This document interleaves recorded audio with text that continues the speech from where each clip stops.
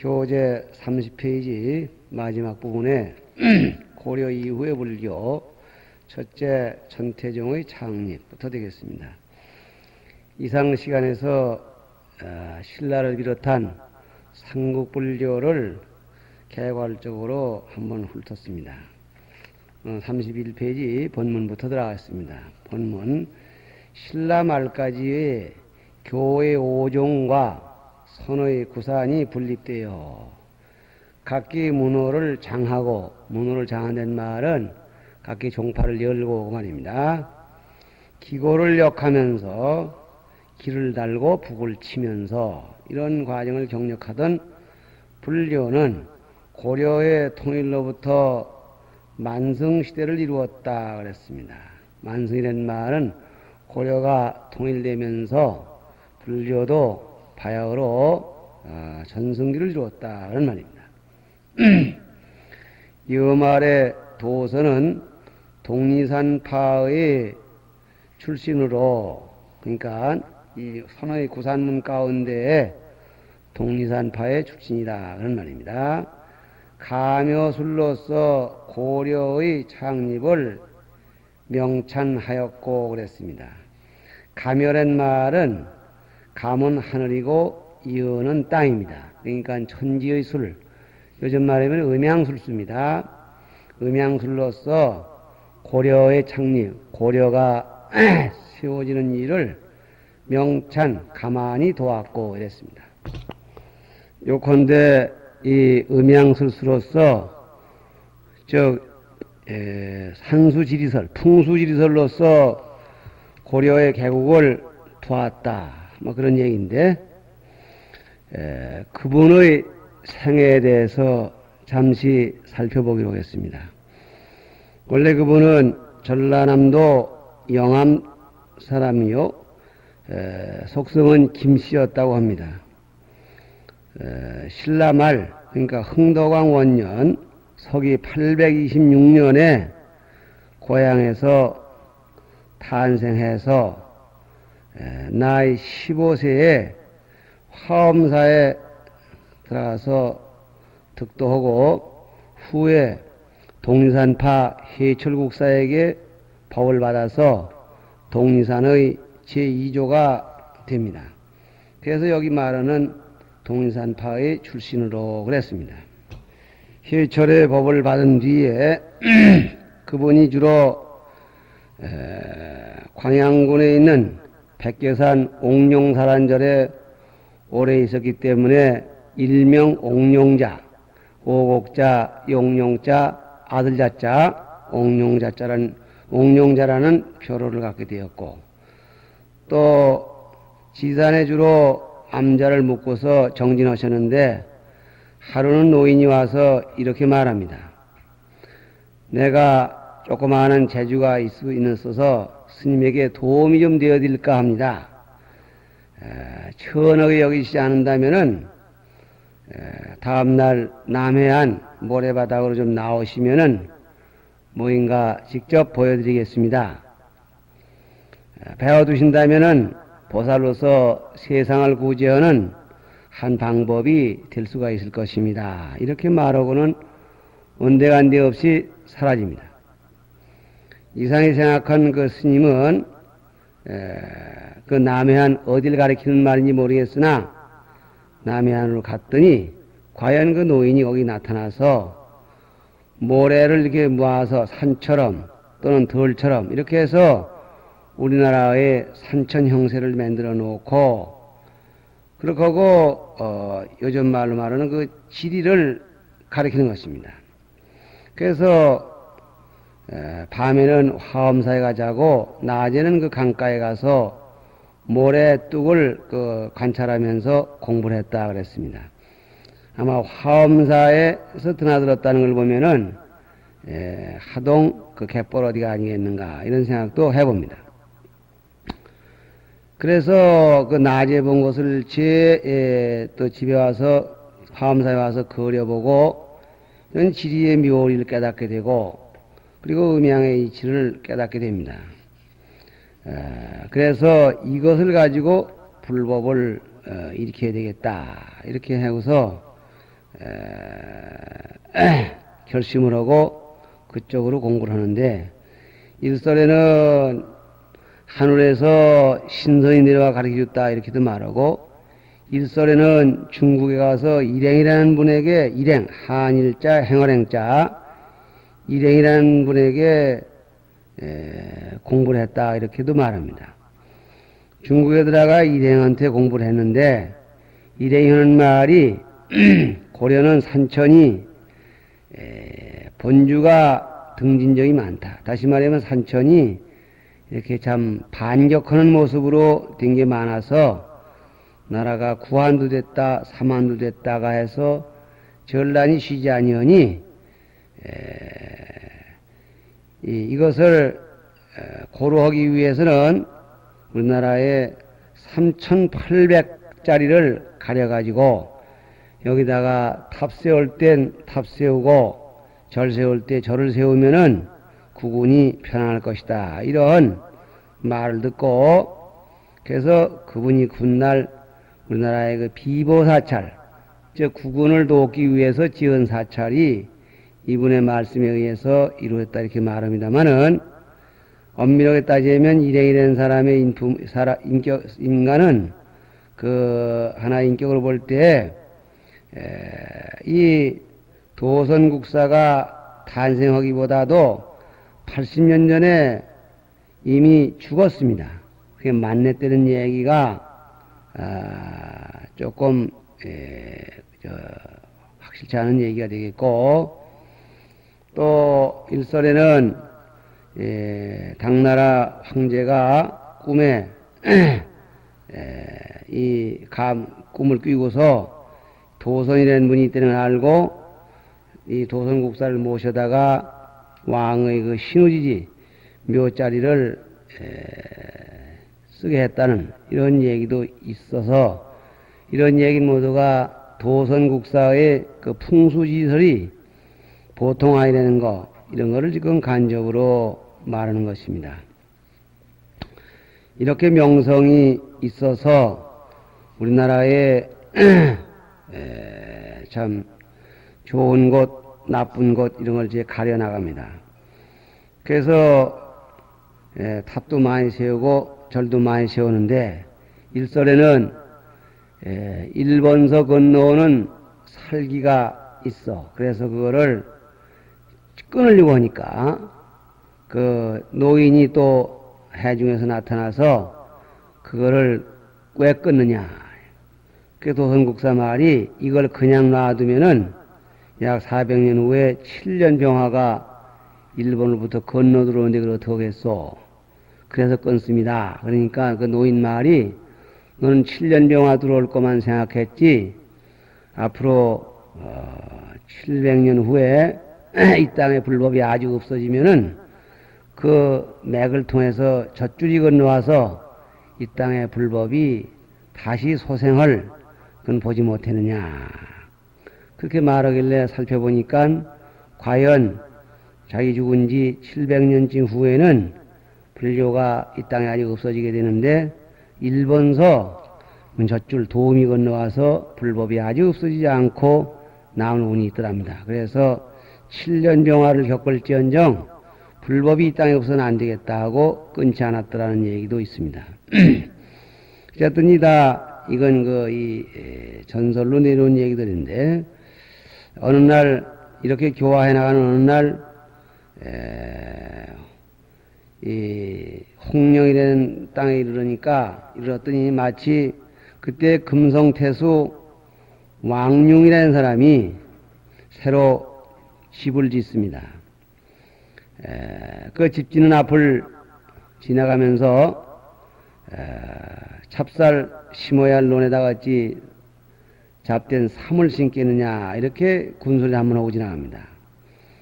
그래서 그 부인이 그 말을 듣고 자기 남편에게 얘기를 합니다. 그 남편 왕룡이 그 말 듣고 쫓아와서 무슨 말씀이냐고 이렇게 얘기를 해서 집 짓는 거에 대해서 좀 방향을 좀 봐달라고, 이렇게 해서 도선국사가 66이 36, 36칸을 지으라고 하고 방향을 일러줍니다.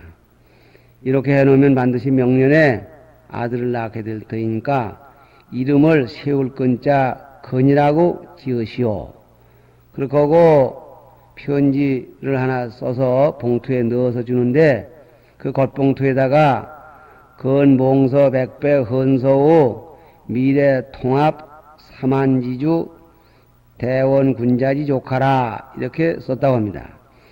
얘기는 뭐냐면은 미래 삼한을 통합할 대군주인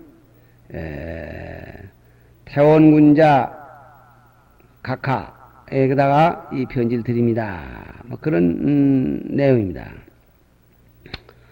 이걸 단단히 두라고 했는데 과연 그 이듬해 왕룡이 아들을 낳았고 그 아들 이름을 건이라고 이름을 지었고 그 건이 후일에 왕이 즉 고려왕이 되어서 삼한을 통일하는 것입니다.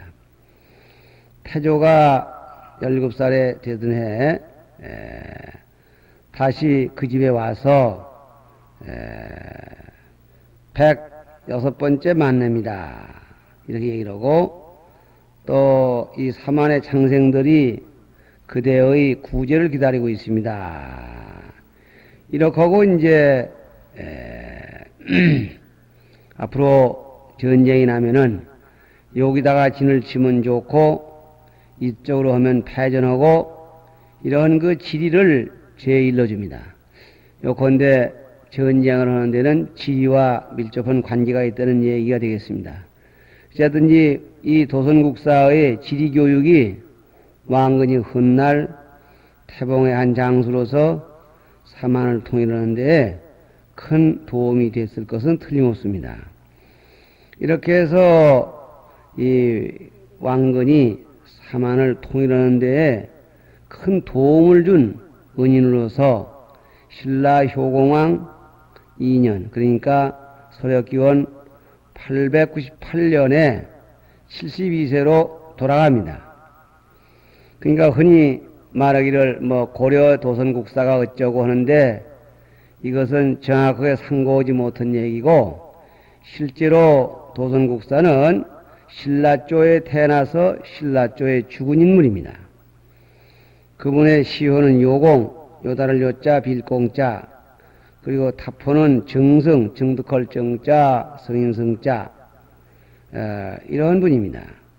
그 후에 헌종이 대선사라고 추봉을 했고 숙종이 왕사라고 했고 고려 인종이 또 선각국사 먼저선 깨달을 각자 선각국사라는 그런 호를 추존했습니다.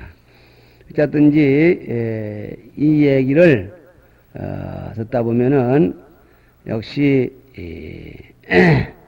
신임내의 본분은 세상사를 다 잊어버리고 수도해야 되는데 그 수도의 기회를 떠나서 때로는 이 정치인들의 현명한 판단을 내릴 수 있도록 도와주어서 그래서 올바른 정치가 시행되도록 하는 여기서 말하는 보살의 교화방법 왕의 선정을 통해서 보살의 이상을 펴는 그런 방법도 불법에 큰 도움을 가져왔었고 요즘 세상 돌아가는 걸 보더라도 무슨 국사에 무슨 일을 크게 하는데 불교인을 참여시키지 않는 그럼으로써 이 불교계가 자연히 소외당하는 것 같은 인상을 받는 걸 본다 하더라도 역시 차일시 피일시의 운이라고 헐런지 생각해보지 않을 수가 없습니다. 흔히 이런데 이 왕과 밀접해서 정계에 들어앉는 스님들을 권승이라고 해서 대단치 않게 생각을 하는데 생각해보면 요즘 교회 같은 데에서 기독교 신자가 꼭 대통령이 되게 해달라고 교회마다 이렇게 통일 기도를 채택했다는 걸 보면은 그 사람들도 뭐인가를 많이 생각한 게 아닌가 이런 생각도 해보는 것입니다. 어쨌든 이와 같은 이 명찬 은은한 도움에 의해서 여기에 영향을 받은 왕건은 신라를 통일하고 그리고 자기가 이 왕위에 오를 것을 마음속에 다짐하고 나라를 착실히 쌓아놨을 것은 틀림없습니다. 이렇게 기회를 엿보던 왕건은 마침내 신라 경명왕 2년 918년에 태봉지역에서 고려왕을 선언합니다. 그 후 18년 신라 제56대 왕인 경순왕 8년에 왕은 도저히 더 지탱하기 어려움을 깨닫고 군신들을 모아놓고 고려에 항복할 것을 의지로 삼아서 토의합니다. 이때 항복 허제는 그러한 판과 계속 싸우자는 강경론이 대립이 되었습니다. 그때 이 왕의 경순왕의 입장은 도저히 역과부적으로 당할 수가 없는데 무고한 백성들의 피를 공연히 땅에다 발라서 되겠느냐 하는 것이 경순왕의 뜻이었습니다. 그때 왕자가 나서서는 말이 이기지는 것은 명에 달린 것인데 충신의사가 이렇게 많이 남았으니 힘을 합쳐서 싸우다가 죽을지언정 어찌 천련사직을 일조의 남한테 내줄 수가 있단 말입니까 하고 울면서 항의합니다. 그러나 죽는 결국 항복하자는 데에 기울어지고 왕자는 통곡을 하면서 금강산으로 그만 들어갑니다. 그냥 들어가는 것이 아니라 베옷을 입고 지팽을 짓고 들어갔다고 해서 우리가 흔히 말하는 마이태자로 불리웁니다. 어디서 어떻게 돌아가는지도 모른다고 합니다. 그리고 왕의 다음 아들도 역시 멀 깎고 입산해서 그분은 화엄종에 들어가서 서역범자 빌공자 범공이라는 이름으로 크게 명성을 날립니다. 왕은 궁녀들과 모든 보물과 옥새를 싣고 그 행렬이 30리를 이었다고 합니다. 고려에 항복하니 고려왕은 또 마지밀 나와서 후에 영접을 하고 그리고 경순왕의 그 남은 아들 6 형제를 모두 고를 하나씩 주어서 그로부터 신라 김씨의 6본이 생겼다. 이렇게 경순왕의 행적에는 얘기를 하고 있습니다. 자든지 경순왕의 이런 생각도 국력이 도저히 안 되는데 싸우려고 해가지고 무고한 백성을 죽일 수 없다는 그런 생각도 또한 불교의 자비정신에서 나온 그런 소치라고 보아집니다. 어쨌든 이와 같이 해서 대업을 크게 성취한 왕건이기에 자기는 부처님의 가호를 확실히 믿는 그리고 불교를 착실하게 신봉해서 불교를 융성시키는 일과 구군이 융성해지는 일은 분리할 수 없는 그러한 생각을 하게 됩니다. 그래서 절도 많이 짓고 탑도 많이 지었습니다. 신라가 황룡사 9층탑을 세워서 당시에 삼국을 통일했듯이 그걸 모방해서 개성에다가 7층탑, 평양에다가 9층탑을 세웠습니다. 개성에는 법왕사 등 그런 무수한 절을 지었고 지방에도 많은 절을 지었습니다마는 연산 개태사 천호산이라고 합니다. 하늘천자 보호호자 그 산 이름을 지금은 계룡산이라고 합니다마는 그때는 하늘천자 보호로 천호산이라고 태조가 이름을 지어주고 그리고 거기다가 개태사라는 절을 지었습니다. 우리는 흔히 이거를 논산 개태사라 그리 부르고 있고 지금은 뭐 절이 별로 남아있지 않은 모양입니다. 다만 거기 그 지금도 가면은 개사에 찌개 냄비라고 그래가지고 그 당시에 5,000명 대중이 찌개 끓여 잡수던 냄비라는 게 큰 게 뭐 하나 있어서 거기 애들이 수십 명 들어가 놀아도 괜찮을 정도의 그 무쇠가마가 하나 남아 있다고 하는데 나는 아직 가보지는 못했습니다. 이 개태사가 훗날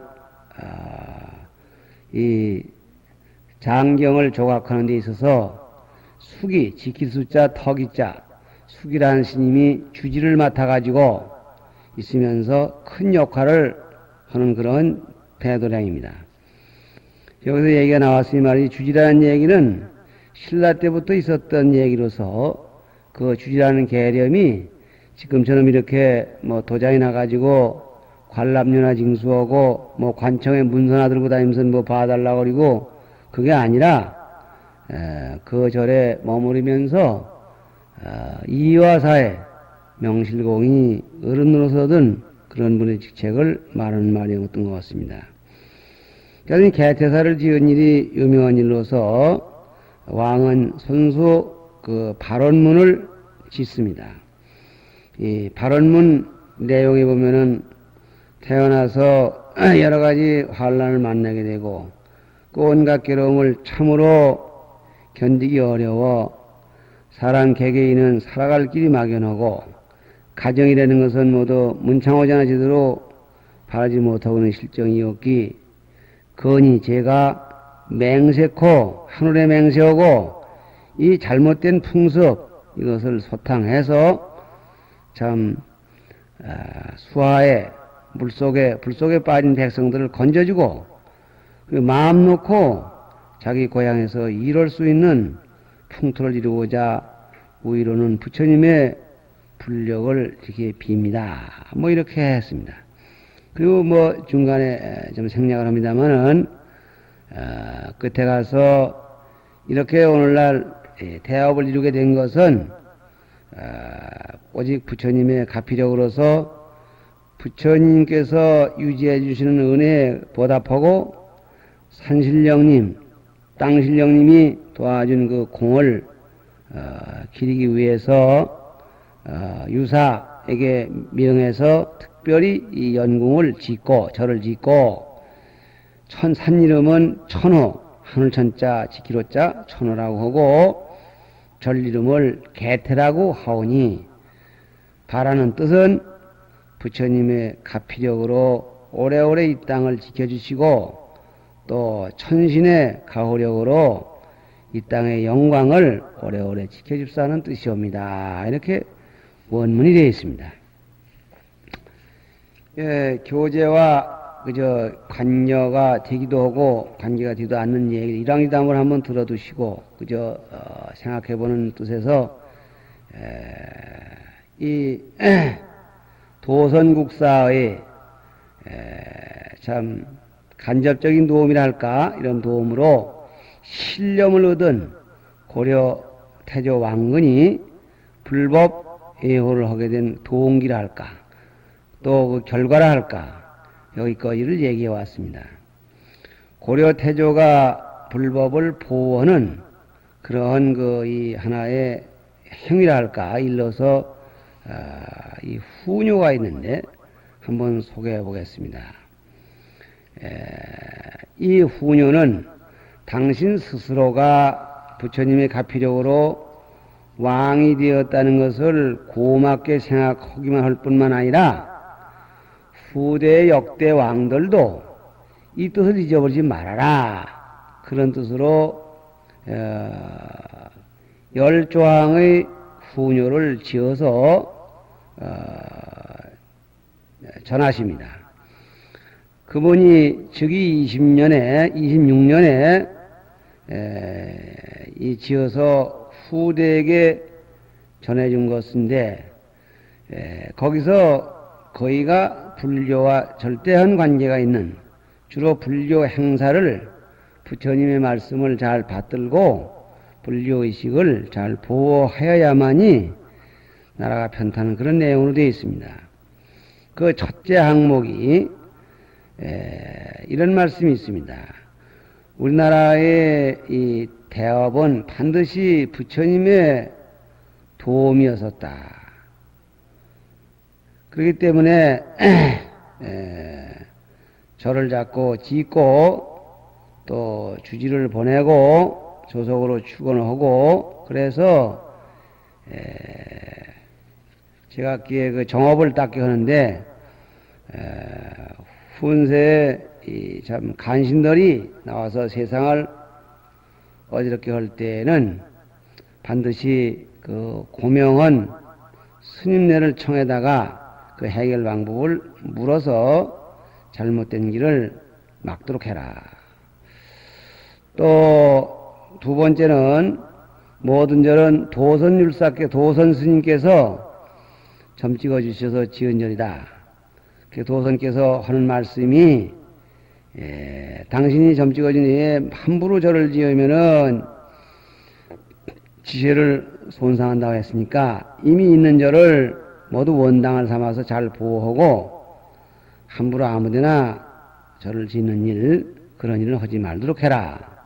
그리고 그 여섯 번째, 침소지호는 내가 평소에 지극히 원하던 바는 연등과 팔관제에 있다. 연등은 부처님을 생기려는 데 뜻이 있고 팔관제는 천령과 오왕명산 산신과 그리고 큰 강의 용신을 섬기기 위한 것이다. 그러한 이 부처님과 천령들을 잘 매심으로써 나라가 평안하길 바라는 겁니다. 후세호 간신이 가감하려는 자가 있다 하더라도 더하거나 또 덜하거나 그럴 자가 있다 하더라도 절대로 그걸 금지하라 그랬습니다. 그리고 당신도 아초부터 이 날에는 꼭 참석하고 어디 국기를 범언치 않도록 이렇게 노력을 했으니 군신이 다 같이 즐거이 참여해서 마땅히 공경껏 받들어 행하라. 그래서 이 법회를 꼭 유지할 것을 거듭거듭 당부하고 있는 것입니다. 이러한 10조 가운데에서 1, 2, 6 이것은 직접 불교에 관계되는 그런 훈시이고 그 나머지 7가지도 대체로 왕도에 관한 얘기지만은 저희는 반드시 부처님법을 숭상함으로써만이 선정을 할 수 있다는 그런 내용으로 되어있는 보더라도 태조가 얼마나 불교에 관심이 있었던가를 짐작할 수 있을 것입니다. 시간이 되어서 여기서 잠깐 쉬었다 하겠습니다.